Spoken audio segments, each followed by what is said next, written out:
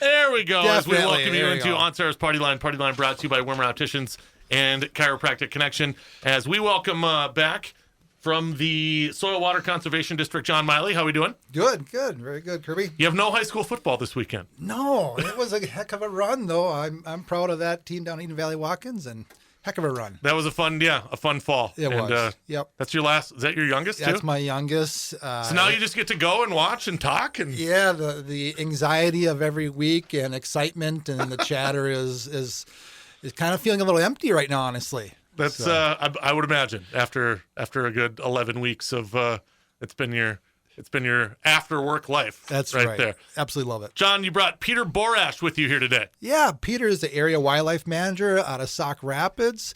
Covers Stearns, Benton. Nope. So it's Stearns, Sherburne, and Wright counties. There you go. Yeah. So Out of the Sauk Rapids office. So How long have you been over there, Peter? I've been out of the office there for 12 years. Okay. I've been the area manager for just over a year and a half now. Cool. What got you down? What got you down this path? Out just like life outside. How far back do we want to go? I got till 9:30, and then we got start to take from a the break. beginning, Peter. Yeah. Start from the beginning. So I grew up on a small dairy farm, actually straddling the Morrison County Stearns County line. Okay. And so, spent all my time outside. We had a stream running through the pasture. Jumped ducks on there, fished on there, deer hunted. Got started hunting. Squirrel hunting is really what got me going. And so, because I remember every Sunday in fall after church, you'd catch my cousin after mass and say, "Hey, where are we meeting in the pasture to get squirrels today?" And you just see how many you could get in the day. But so that's kind of what got me into it. And then my godfather, who does, he actually went to school for environmental biology before actually becoming a priest, is the one that got me into more of the bow hunting and the environmental side of things. Okay. And so when I started looking at colleges, I was looking for an environmental college, and that led me to go for an environmental degree down at St. Mary's in Winona, which went from there to doing some internships with the DNR, doing duck and goose habitat surveys for the Shallow Lakes program out of the Sauk Rapids office. Okay. For 2 summers. Then that was awesome. That was about the best experience. no responsibility yet, just catching geese. Not even catching geese. I talked about this a couple weeks ago with one of my coworkers. I don't think my shoulders were ever as strong as they were those summers because we spent 4 days a week paddling around duck ponds. Right. Yeah. Who wouldn't? As a young guy in college, Peter's ripped. Look at that guy. That was the best thing I ever could have done. But then, then I got to start with the Shallow Lakes program as a full-time position in 2013, and then moved into area wildlife a couple of years later, and that's kind of been so now I do a lot more work on a whole variety of habitats from some of the wetland stuff like I did with Shallow Lakes. Yep. To prairie restorations, some timber harvest and timber management work, and then a lot more involved with discussions on seasons and goal settings, and just getting to talk to landowners about wildlife and what they can do on their property for it. So. And John, not surprising you bringing in a DNR guy. Yeah. So you've known Peter for quite some time, I'm sure.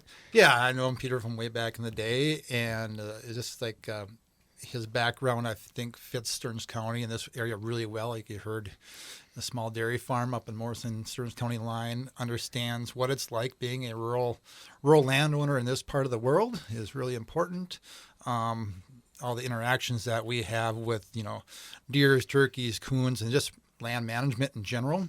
A good idea of the political values of the area are important too. So, and now that he's fairly early in this part of his career in the leadership part, and I have a few years in there, but I think it's great for him for the people to hear, Peter's a great guy, and we partner with these guys all the time. Right. It's we partner with egg producers and that, but we also have to partner with this side of the thing, and I want him to give that opportunity to hear that story. Sure. Peter, talk about the relationship you have with the Water Conservation District.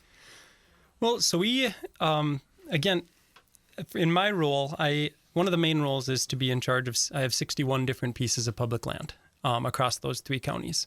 And in that, what I tell every adjacent landowner, especially when on those, is that makes me your neighbor. Like that makes me our just because it's you got a lot the of neighbors. state. I do. Exactly. And that makes it difficult. But at the same time, I want people to realize that especially when their land is next to ours, like if they have concerns, talk to me. But that also leads into a lot of conversations with, like I mentioned before, I talk to a lot of people about what can they do on their properties to help wildlife, to benefit wildlife. And I can give them a lot of technical guidance, but I also end up sending a lot of people to Soil and Water and NRCS to look at some more programs. They've got a lot of some cost share programs, but especially NRCS, but a lot more knowledge and a lot more professional guidance and technical guidance right in our county specifically. And so that's a lot of where we come together on is bouncing people who have different interests, different ideas to the right program that can help them. Sure. And the right people that can help them get that right get the relationship benefit that they want. Yeah. You talk about 61 neighbors, not counting your actual neighbors at home, but when you interact with that many producers, landowners, and stuff like that, and you see the passion and the kind of that wildlife, love, does that get you pretty inspired and get you, excited for work in the morning? It does. I mean, I get to work on some of the most beautiful pieces of land every day. But my passion is also sharing those with people. That's kind of I see as part of my role, and that is restoring these pieces so that people can see them and see the beauty that we've got in our state. Right. And not have to go too far to get there. Yeah. And so in that, I get to work with, it's not always great. Your neighbor relations are not always perfect. Sure. So a lot of times it ends up being, there's a question on a boundary line. There's a question on trespass, things like that. But just knowing that I've got the farm background, I've got I work with people all the time. Right. I want people to know that I can work with them on that and want to work with them on that. First 2 weekends in November, probably an uptick in those trespassing issues, I would assume? Well, a lot of people see that kind of stuff in the beginning part of, or in October, come archery season. And there's really not a lot of trespass, I don't think, from our public lands onto private lands. Just the two-way street of asking permission and stuff like that. Exactly. It's a two-way street.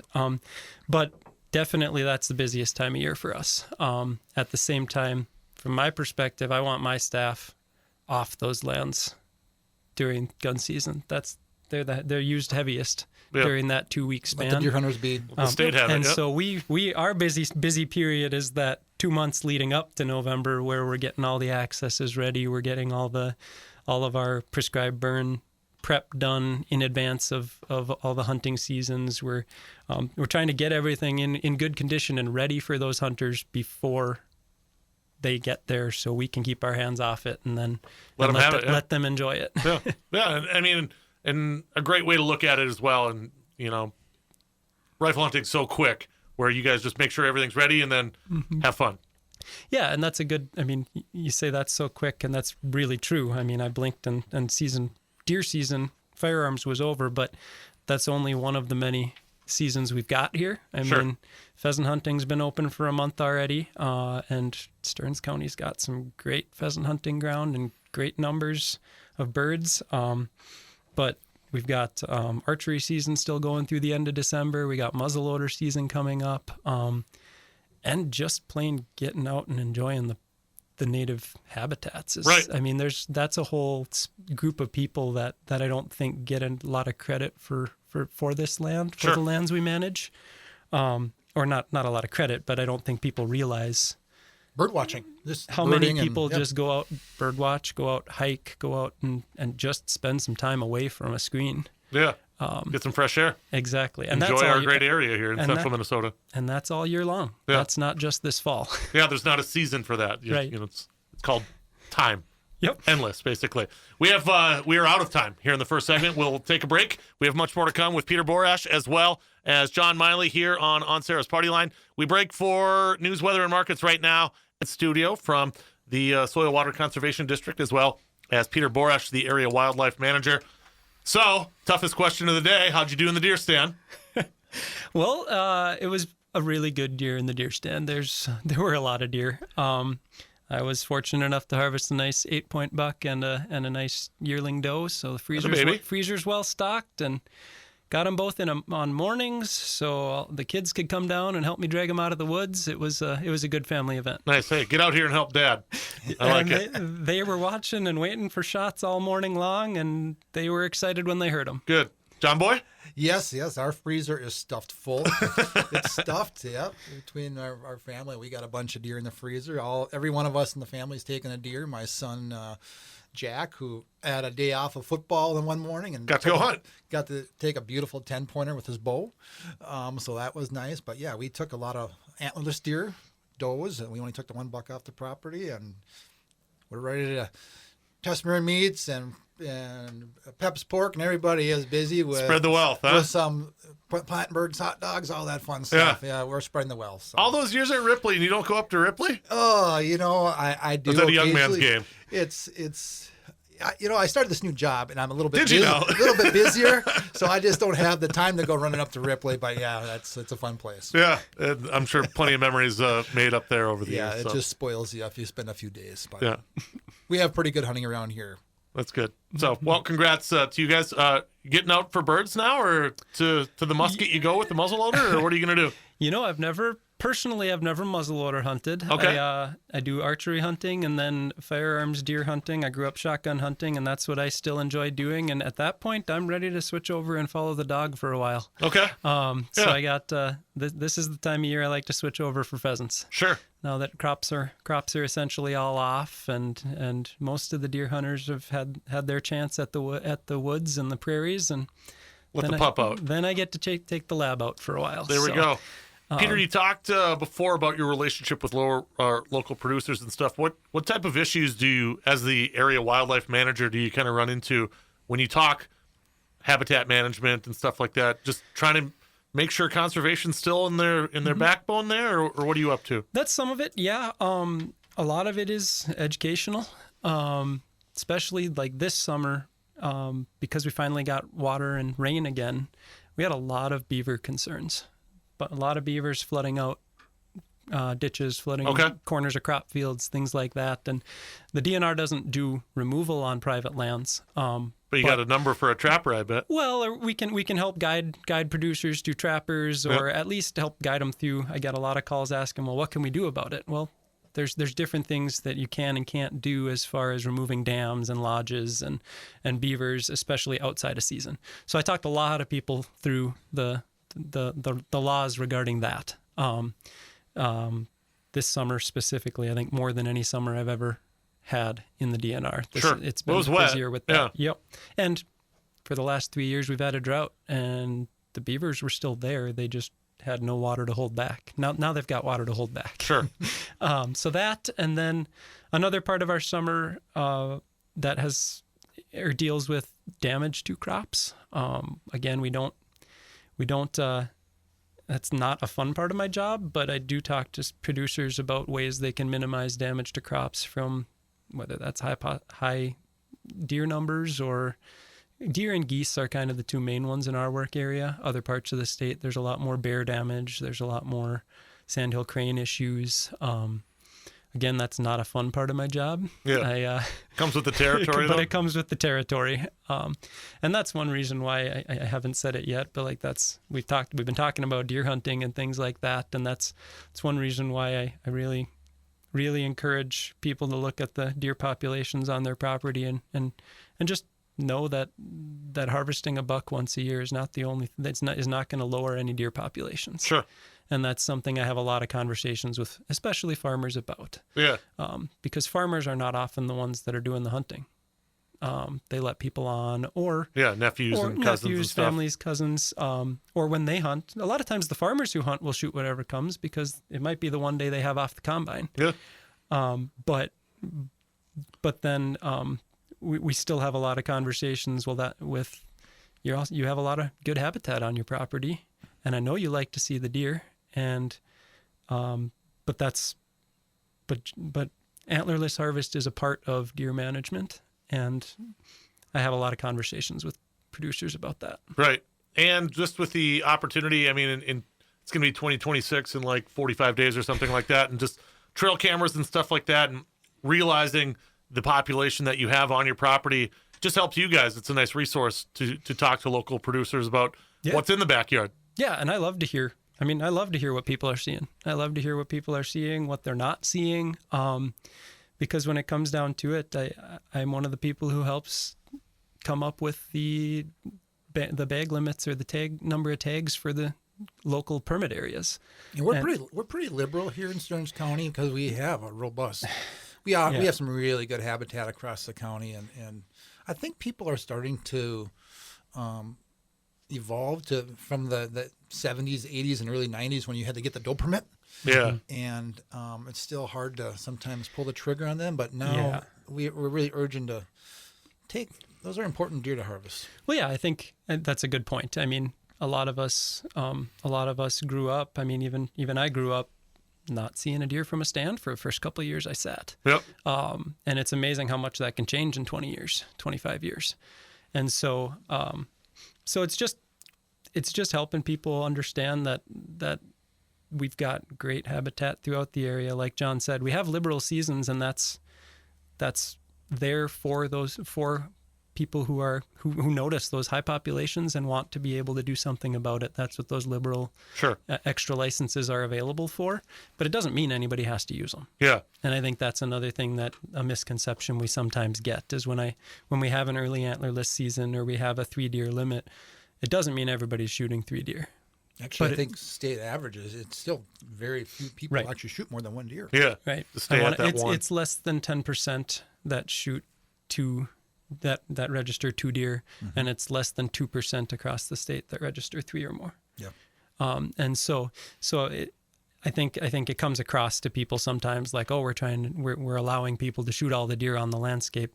It's still up to the landowner, but it's just allowing people where they are having problems to use those permits where they need to. Sure. Peter, back in my DNR days, we used to, especially in the western part of the state, we used to get a lot of issues in the wintertime, feed bags, silage bags, things like that. Do you guys still have a program that helps with if a producer has an issue with deer coming into their yard and poking holes through the plastic bags? Do you still have that program available? Yeah, so there is an animal damage management program within the DNR, and those are run through our local area offices. So that would be throughout of the way that would work would be a farmer who's having damage would call my office in Sauk Rapids. We would do a site visit out there, confirm it, and then see what kind of options there would be. There is some financial assistance, but not much. And there's and one thing that we don't do is we don't pay for lost crop. That animal damage program pays to prevent future damage. Okay. And that's only, I will admit, it's only going to be a part of probably what is necessary to prevent that damage. But that is part of our job as area staff as well, is to meet with producers. Like you said, silage piles are becoming a big problem with deer, especially the ones that are covered with plastic, because all it takes is a couple deer to punch a ton of holes in the top of a plastic pile. And they're in. Right. And when we had silos, when everything was in silos, that was never an issue. And even silage bags are a little harder for them to pop, but silage piles are pretty easy for them to walk up and over. Sure. And so that can cause a lot of damage quick. Mm-hmm. Are you seeing a lot of those issues? Not for the last 2 years, because we've had really easy winters. The year before that, we did have a ton of issues across the county because we had really heavy snow. Mm-hmm. And that's when we're going to see those issues, is when we've got really heavy snowpack, or we get a decent snow and then a freezing rain on top of it, where they just can't break through that to the ground. So it totally depends on the winter. Sure. Like John and I were talking on the way in here, we're almost through November. So without any snow on the ground, which means that's one less month we have to think about hurting the deer Yeah. the deer population struggling. They have the access still. No snowpack or anything like that. Yep. I didn't even think of like a frozen rain pack for the deer. So that probably. And it doesn't affect the deer as much as it does the pheasants. Okay. But it will still, and especially when it comes to like deer trails. They're going to make their trails, but then if you get a heavy snowpack and then freezing rain on top of that, they don't want to make a new trail. Mm-hmm. So they end up all piling into the same area and not leaving. Yeah. And that's when it becomes an issue. But like I say, that freezing rain becomes a much bigger factor with pheasants. Not so much grouse, but we don't have a lot of grouse in our work area anyway. Turkeys? How does it affect turkeys? And everybody talks about the turkeys around here. It means that in that case, the turkeys follow the deer everywhere. And they let the deer pop through the ice, and then they come and clean Right up behind after. them. There you go. But, yeah. Good. You brought a good guest today, John. Nice work. Topical here. Yeah. Deer hunting weekend. Did you guys pop champagne at the office when the government shutdown ended? No, it was nice to see everybody come back. That was a long ride of trying to answer questions for the, producers, non-producers, general questions. We're like, so yes, we were excited to see them back.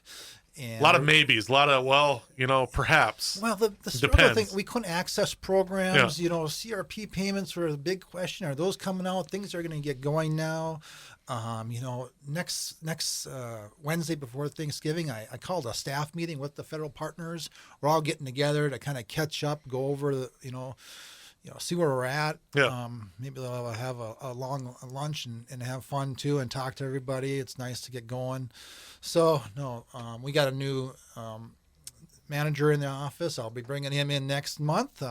Brian Steffens is there now, and we'll catch up with him. And he's, it was tough on those guys. They called back a couple of them to start getting some of those checks out in those programs, but the computer systems were closed. So I'm glad it's over. Yep. Yeah, we kind of were popping champagne bottles in a way. Well, it was just to get back to full strength and have all your assets back at your disposal, basically, and fielding calls that you could pass along to the rest of the staff who are well more in the know than you kind of. Well, let me look here. Let me guess and take a peek. Just getting back to.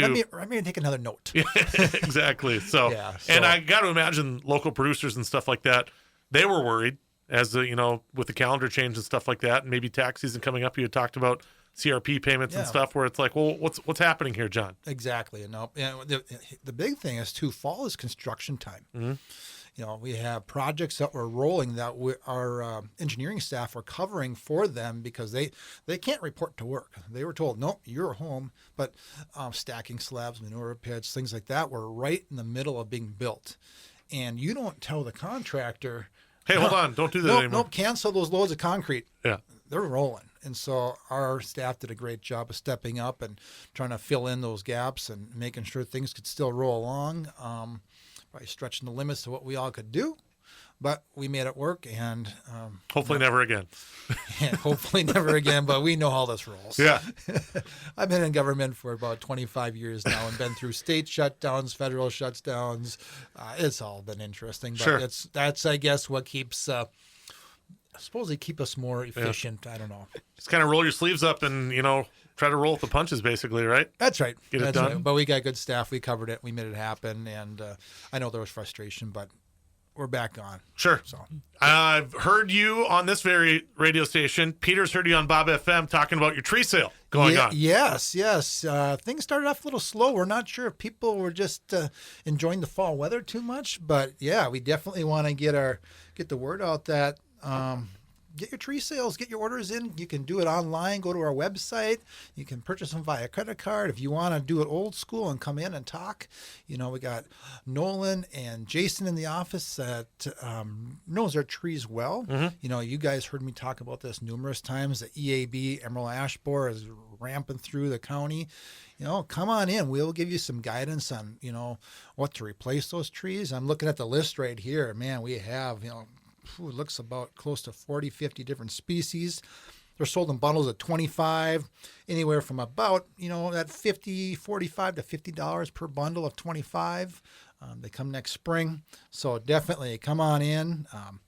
what a great Christmas present. Give somebody a there you bundle go. of trees. Yeah. So, Maybe a little big for the stocking. yeah, but, a little bit. yeah. Well, and they'll come a little bit late. They come next spring, but The idea of them. The You idea. can maybe write a note or something Yeah, like that. stick a branch in somebody's stocking. They're going to ask, it's not cold. I got a branch. Well, you got a bundle of trees coming. Yeah. So, Wait till April. You'll Yeah. get to see it firsthand. Like you said, it's easier than ever to order, whether it be online or just give you guys a call or stop in. yeah, absolutely. Like I said, and don't be afraid to ask questions. What you should replace your ash with, or what's the next. The biggest thing is if you're going to order something, diversify it. Yeah. Diversify your bundles. If you're going to buy 100 trees, get 4 different packs. And again, reach out to us. We got staff that knows all about it and everything. Even in science, if you're worried about snowmobiles or something along the road, we can help you out with all that kind of other information too. Yeah, when you had Nolan in here, you could tell like just the passion he's got. He loves talking with local growers and stuff like that about building that kind of combination of trees that they want to put together. So yeah, it's a good crew. Yeah, fantastic. So Yeah. get your orders in. And speaking of things landowners can do to help their wildlife, that's one of those big things. Trees they to can do it. I mean, I can say, I've bought trees from the Stearns County Soil and Water before, and I've got a bunch of cedars I put in and a bunch of plum I've put in, and they do well. Yeah. Yeah. And did you come up with the trees you wanted, or did you lean on their staff, or kind of a mix and match? Kind of mix and match, but I mostly picked and chose what I wanted, based on what I've got on my property, and Sure. And what I was looking for a shelter belt, and so I've planted trees.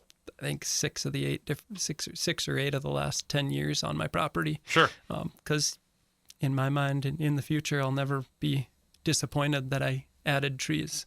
And I'm looking at the list right now here, and like for those that are kind of wondering, we have a pollinator pack, which just helps the birds, the bees and butterflies and everything else. We have a wildlife pack, so if you just want to get a nice mix, you're going to get 5 species of different ones that have the berries and the nuts and the cover. So we have a lot of options. We have some new ones on here like pin cherry, black walnut. Maybe you want to have a really fun black walnut stand, plant it with your kids, and then when your kids at the farm take over and 60 years from now, they have something that they can maybe sell. I don't know. So Something to look into. yeah. Just on the website or give a call. Yeah, go to our www.stearnscd.org, and tree sales is right on the top item. Can't miss it. Can't miss it. Get up there. How did you had talked a little bit about, or Peter might have mentioned, the farmer getting out of the field. You were in the field. Sitting in the buddy seat over in El Rosa. Yes. I was in the tractor, nice John Deere tractor with Dustin Feeler, and I will say that is our outstanding conservationist of the year. Dustin is going down to Bloomington next week with me to the state convention, he and his family. Excellent guy, really, I told him, I said, I need to learn more about modern agriculture. I've grown up and I know enough to be dangerous, but I realize, and I don't want to say the wrong thing and look like, what is that Maile talking about? So I'm not going to talk about it until I learn about it. Right. And so I sat in the tractor with him for 2 hours, and we were doing strip tillage between El Rosa and Spring Hill. We covered everything. I mean, just everything I could imagine about, what's the challenges to producers nowadays? Why is he evolving to these new kind of, I call it cutting edge ways of doing farming? His kind of his philosophy is limit the amount of times my tires got to touch that field. Okay. How can I, go out here and put the most effective work without spending too much resources, money, right? Keep the fuel in the barrel. Keep the fuel in the barrel, and soil health. I mean, this guy knows soil health. And I said, so do you have an off season? I said, what do you do in the wintertime? Do you get to go down south? Do you whatever? And he says, no. I sit in the computer like you do, and I am running different models on my acres 3-4 times each field to understand what is the best formula, what I'm going to put on that, what nutrients does it need, and I'm just like, wow, this is a top-notch guy. He's That's in the game, huh? He's in the game, so it was really nice to be in the field and seeing that new modernized equipment, The tractor did all the steering, he had to touch it to lift up over a drain tile riser here and there, but it was really pleasant to see that level of concern, expertise, and energy. And just really being a true steward. And Yeah. and people are really reaching out to people like that now. Producers are saying, okay, takes a little bit. It's like anything, right? Could be like, Not going to happen right away. Yep, Yep. it's going to take. But every year, he says about 10 individuals reach out to me and say, "What are you doing over there?" And of those 10, 1 or 2 make the leap. Yep. So That's what it'll take, though. I mean, just to gradually build Yep. towards the future like that, and to hear a steward of conservation like that, and like you said, just you kind of taken back by how he's got his head in the game and stuff. It's got to be pretty inspiring. It is. It really is. You know, and that's really the big difference is our fathers or whatever farmed differently a little. They evolved from their parents, you know, and the big leap was the technology, you know, GPS guiding, everything tied into his computer, into the hub at the office. That is a leap that our fathers don't have that expertise. There's a few out there that are pretty smart guys and willing to learn that.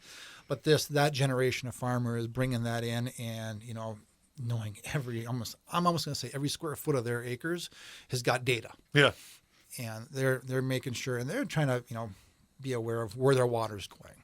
You know, don't put any excess nutrient on the ground that's not needed because it's just wasting money. Right. So it was really nice to see, and I really had a great time. And I'm going to keep reaching out to producers like that and get in the barn next time. Maybe understand the new, you know, how dairy's working in Stearns County now. I'm Well, like you said, it's been a little bit for you, so you want to get back in, see how farming in 2025 looks like. I've been on Peter's side of the game for the last 20 years, and in the private, but I definitely enjoying it and catching up. Well, it's good, and I'm anticipating some more updates, like in the spring or something like that. Some more tractor rides. That's right. Yeah, for John. I want to get in the planter, but I was hoping to get in the combine this year, but when those guys started combining, the race was on, Go and time. they were done in an incredible time. You don't stop. No, that's how it goes. Yeah. Peter, if anyone wanted to get a hold of you, we never did pass along your contact.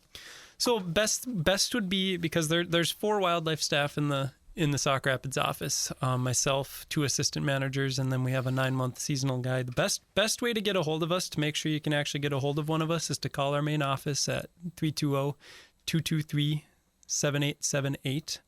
And then that'll send you to the wildlife guys, and it'll get to one of us, and any one of us can help you from out there. Perfect. And John, your number hasn't changed yet. Nope, 251-7800, extension 3. Still got it. That a boy. John, Peter, we appreciate your time. Happy Thanksgiving, and we'll talk to you next time, John. Yeah, thank you, Kirby. Thank bet. you. Peter Borash, John Maile with me on Partyline here today.